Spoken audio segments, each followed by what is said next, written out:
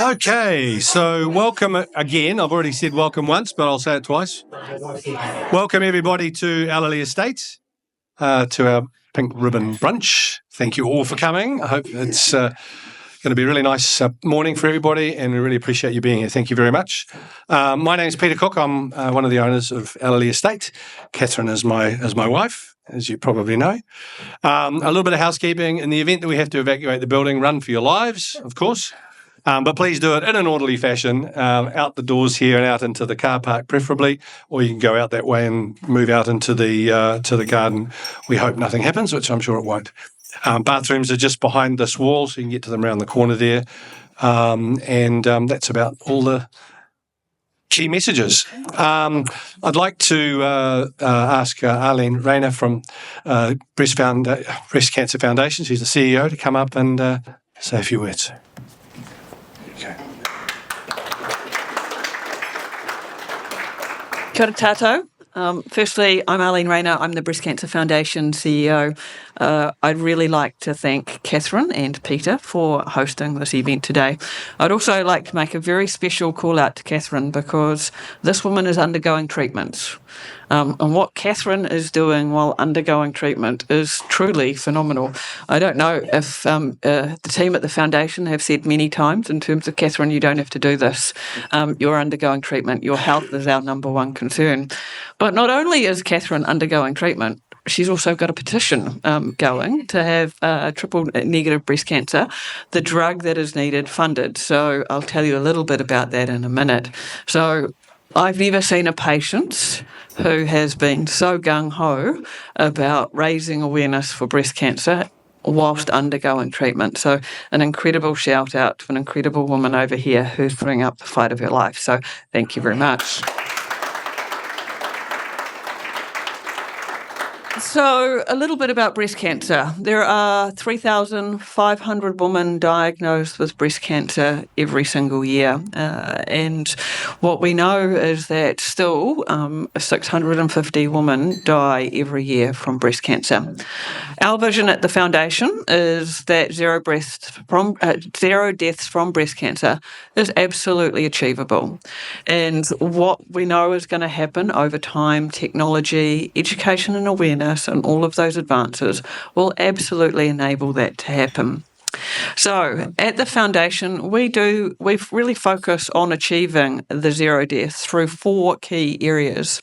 And I'm going to tell you a little bit about that because they're all really important for each and every one of you in your lives.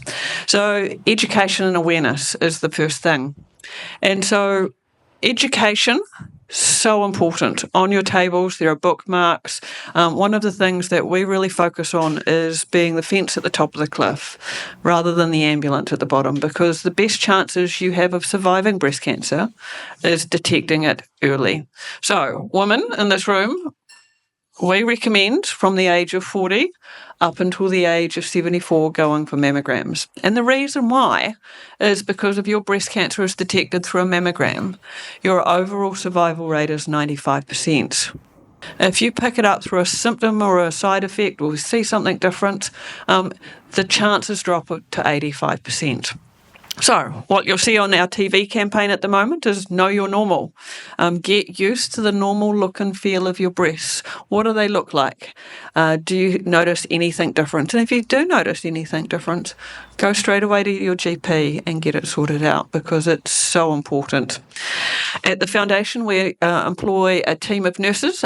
We have a pink camper van which travels New Zealand. We have 2 of them. And our specialist breast nurses go out and teach breast health in regional New Zealand. And why is that important? That's so important because we live in Auckland, and let me tell you, the postcode lottery is a real thing. We don't know how lucky we are to live in a country in Auckland with Auckland as a postcode because your access to healthcare, education and awareness is significantly greater than other parts of the country. So we're very fortunate to live here. But what that means is that others who choose to live in the parts of the country that they love They don't have that same access. So our pink camper van travels the country and pulls up outside Wattie's factories and RSU workers, and we negotiate with employers to have women released from their jobs to receive breast health and education and awareness. We also stand outside supermarkets in very rural areas teaching breast health and awareness. And what we know from women is quite often they'll come back when we're back in town, and we went, after you, went home and did a self-check and we found a lump. So super important. The other aspect we're doing is we are the largest funder of research in New Zealand, and so for breast cancer. A lot of what we do makes a monumental difference. And so the younger woman study at the moment is underway. Younger women often have more aggressive breast cancers that are harder to treat. And so what we're doing is funding a 5-year study to really look at the cause and actually try and make treatment better for younger women.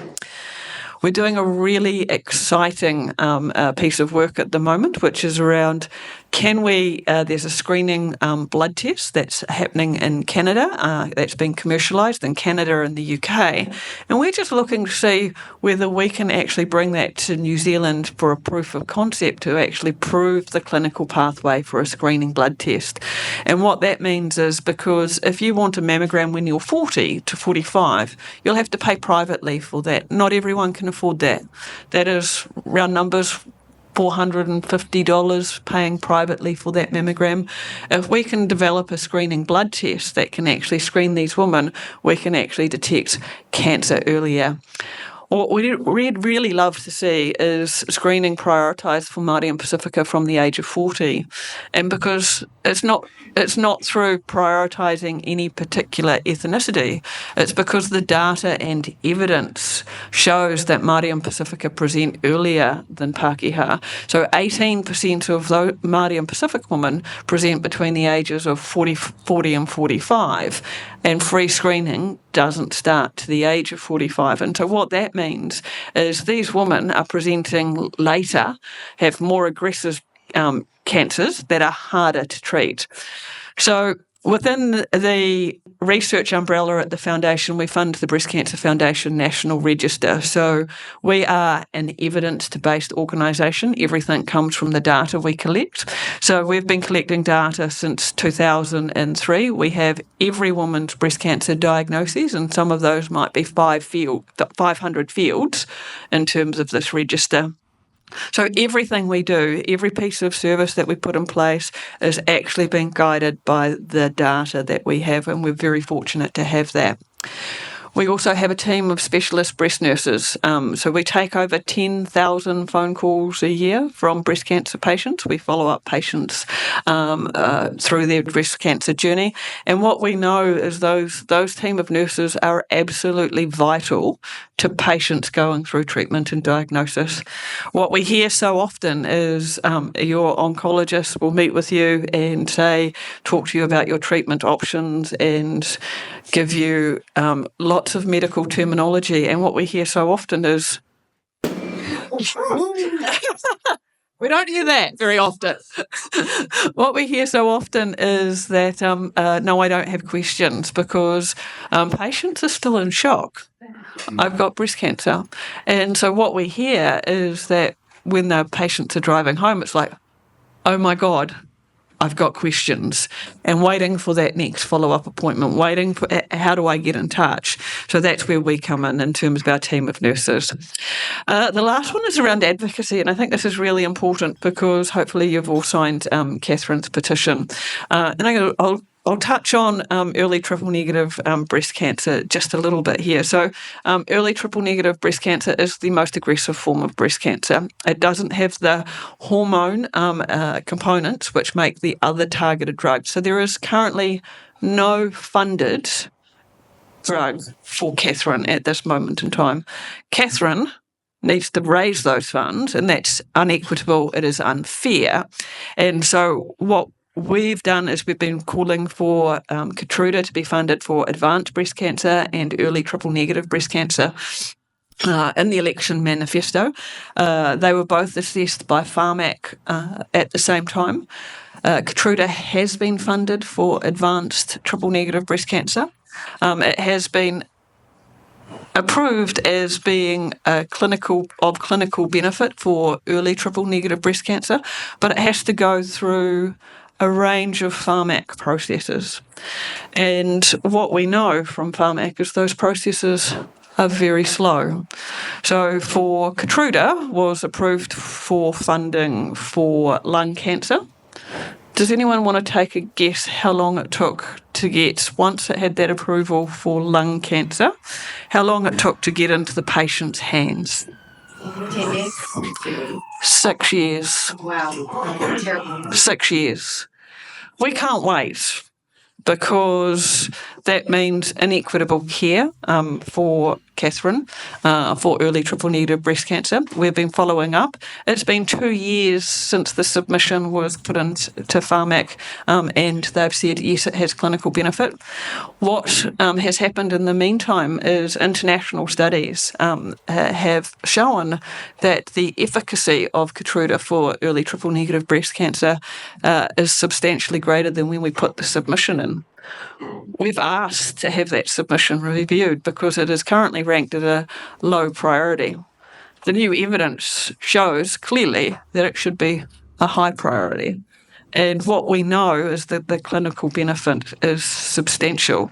So we will continue harassing pharmac, and we will not stop until drugs like Keytruda get funded. If you haven't signed Catherine's petition, I really do encourage you to do so. Share it wide with your family and network, because this can't continue. New Zealand sits at the bottom of the OECD world for drug access, and quite often we praise pharmac for its procurement model. What you don't know until you get sick, or until you know someone that gets sick, pharmac's procurement model is holding New Zealand at the bottom of the OECD world for drug access. So that has to change, and people like Catherine can have their drugs funded. So for what you don't know in terms of a non-funded drug, I don't know the specifics, Catherine, and you definitely will. Keytruda can cost up to $8,000 every 2 weeks. How many New Zealand families have that in their back pockets in order to live and live well? So it's really important that we keep the pressure on this government to change the legislation to enable more medicines to be funded. So we do all of this work at the foundation. We're 100% donor funded. So the government doesn't fund any part of the foundation. And it's typically through everyday humans putting money into our pink buckets, hosting an event like this. So we're beyond grateful that Catherine's hosted an event. Actually, we would have preferred Catherine just to focus on herself and be healthy. But the fact that her focus and dedication to us and supporting other women through this journey has been incredible. What I'd like to leave you with is just one parting thought. And that parting thought for me is around, it wasn't until I started at the foundation that I recognised that as humans, and particularly as women, we only talk about our health when something goes wrong. We need to change that. We need to flip that on its head. And I'd really encourage each and every one of you to actually talk to your loved ones and say, hey, have you had a mammogram recently? Have you done a self-check?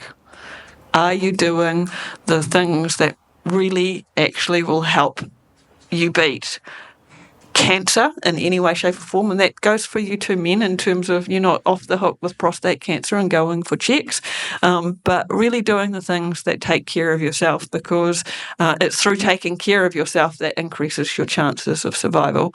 So I really want to thank Catherine and Peter for hosting this event, and for each and every one of you coming today. What's really important to us is actually having that opportunity to really make you think about the education and awareness, because it's the trick to saving lives. So thank you very much.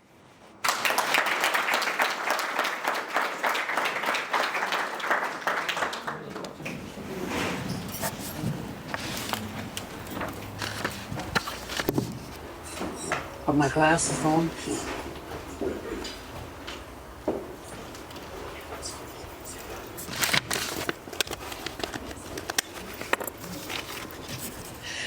Good Good morning, everybody. Can you hear me?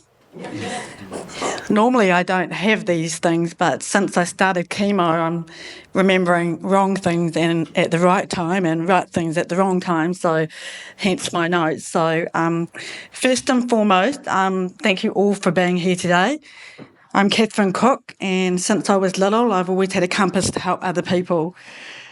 Just on my Facebook this morning, where memories come up, sometimes shocking memories of me having a great time and other memories that perhaps I probably want to forget.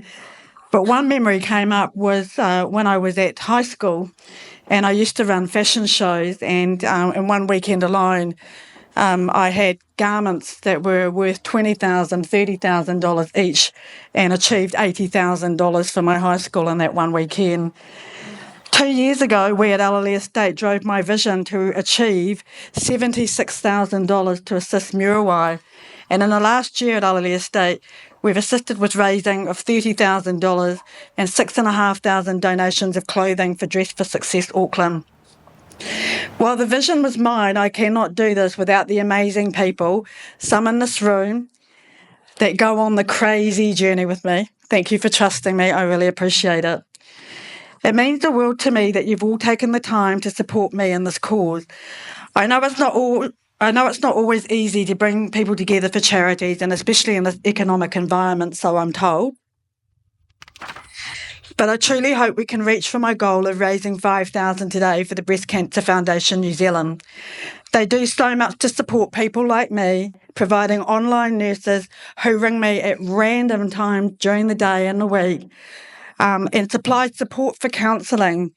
One session alone cost $129, and just on Friday I was given 3 sessions of counselling because I'm at a crossroad at the moment as to what I do with my treatment going forward.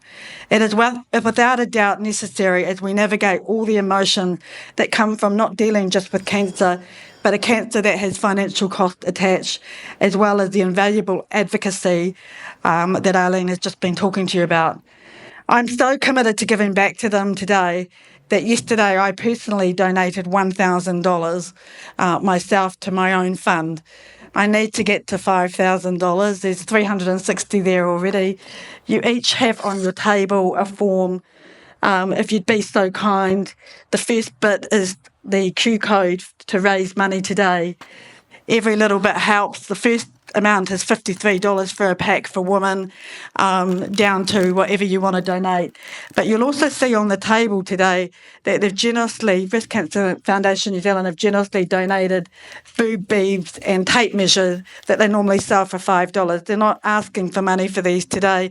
They're giving it to you for awareness. So my appeal would be if you could just donate money today, that would be great. And if you could maybe take a photo of this page and share it round, because we're happy to receive donations well after today's event. Also on that piece of paper is a QR code for my petition. That petition at the moment is up to 2,600.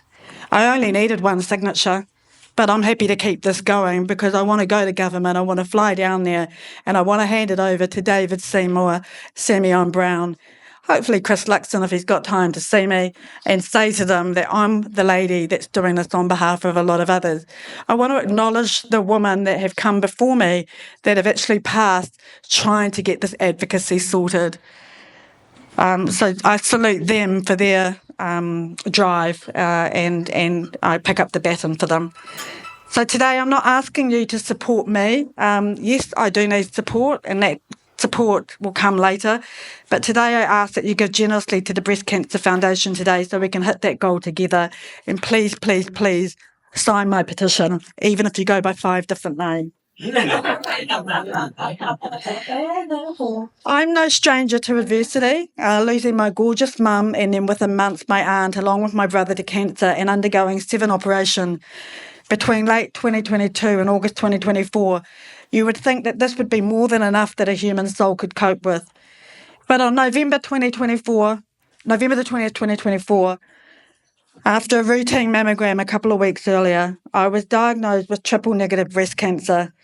For those unfamiliar, As Alleen has said, this is an incredibly aggressive form of breast cancer with limited treatment options. At first, I was sitting there listening to this man talking to me, and I felt very sad for the person that they were talking about. Then reality hit. This was me.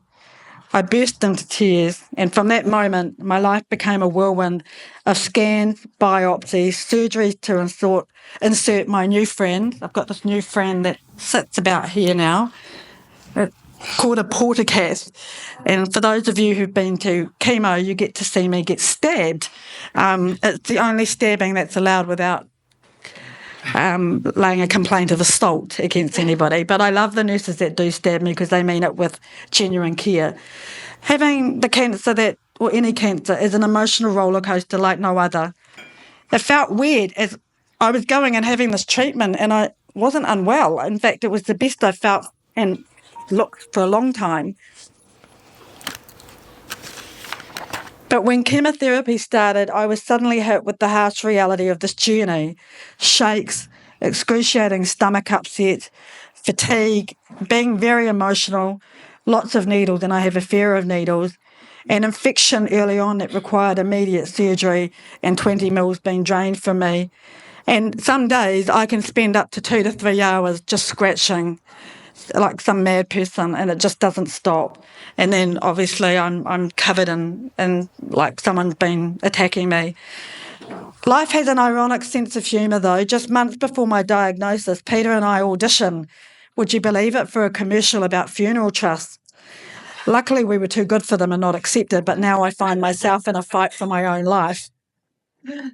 One of the hardest parts of this journey has been knowing that the targeted treatment for my cancer is unfunded in New Zealand, and it can cost up to $100,000 per year.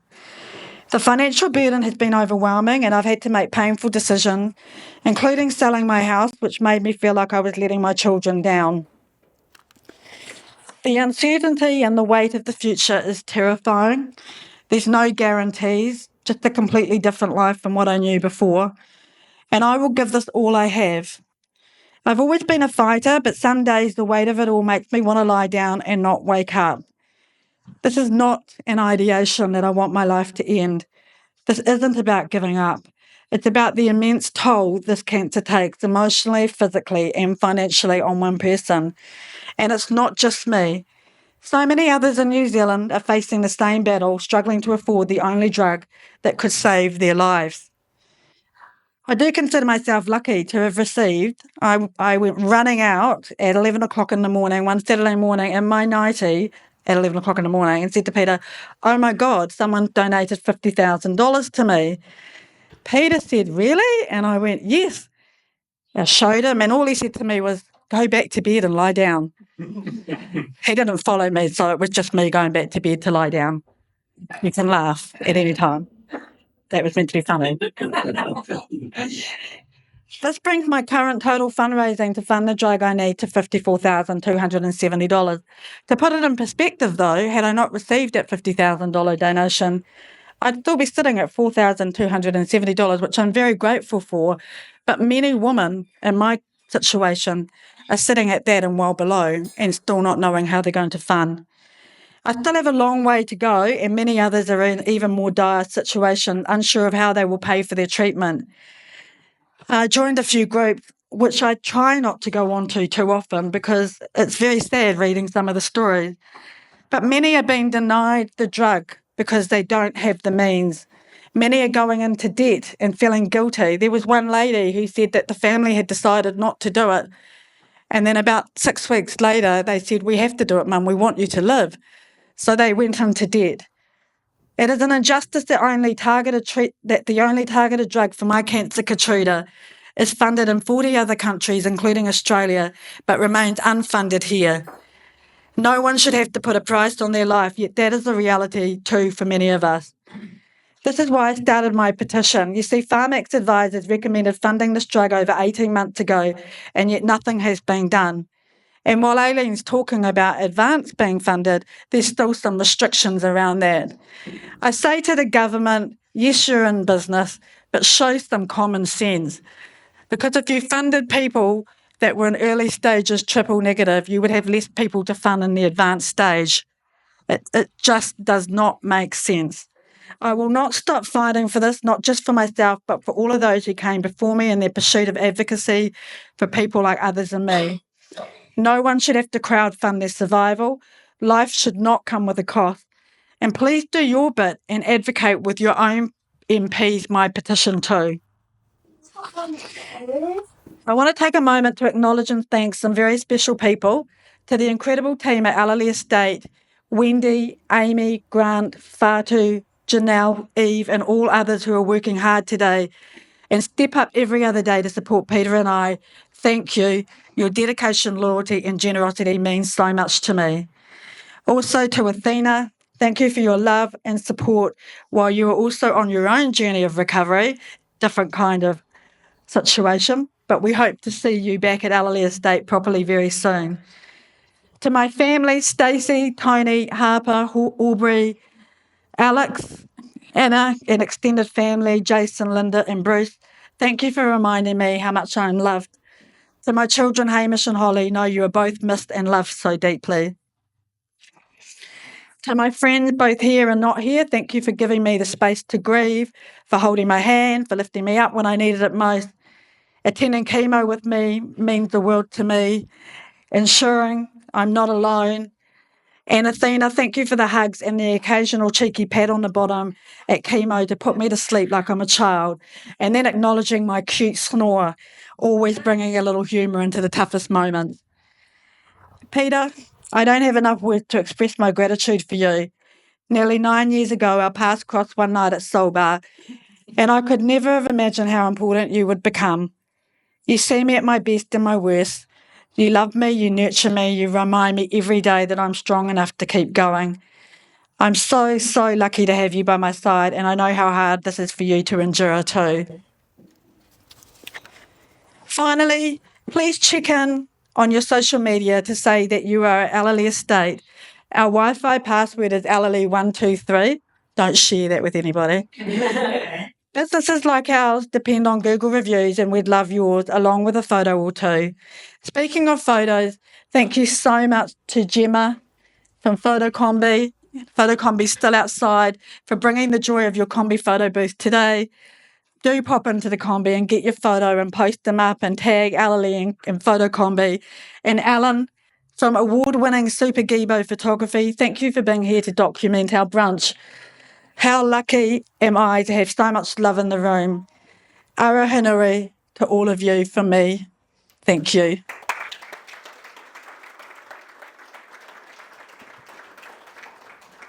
Thank you.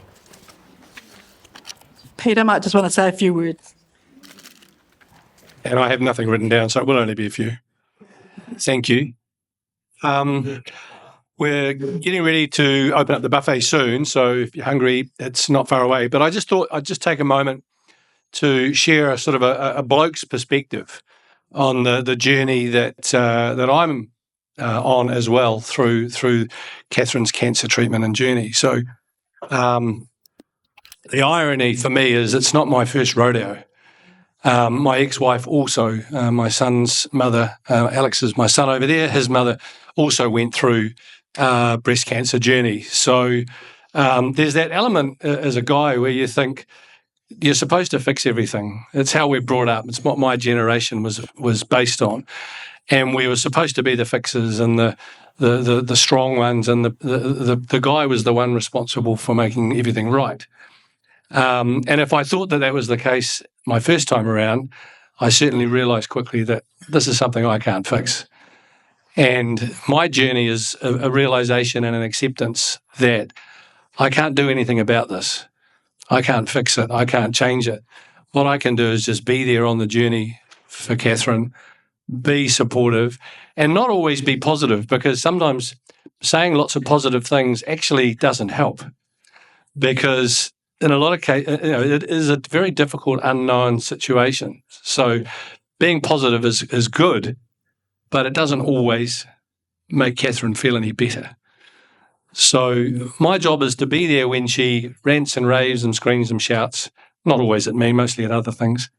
When she needs a pickup, when she says, I've just got to get out of the house, take her out of the house, and make sure that she's supported the best way that I can through what is every day a very unknown and fearful situation. Making plans becomes a lot more difficult. We're used to making lots of plans, whether it's in business, in our personal life. Our regular planning around a nice trip to the sun somewhere overseas is on hold while we ponder the future and just take every day as it comes. But the most important thing for Catherine and me is the support and the access to people who willingly offer and support us and help us and are just there when we need them. And I really appreciate that and thank you.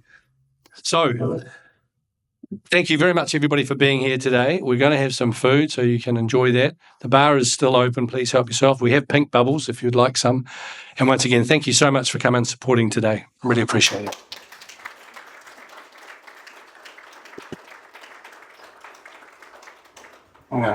And we have the same haircut. I'm her barber now.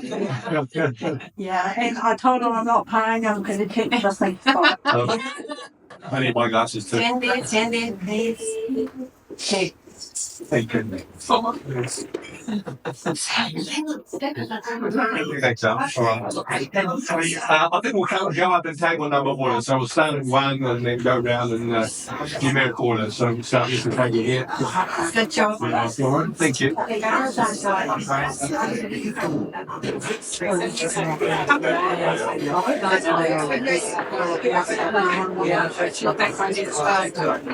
Very nice school. Yeah.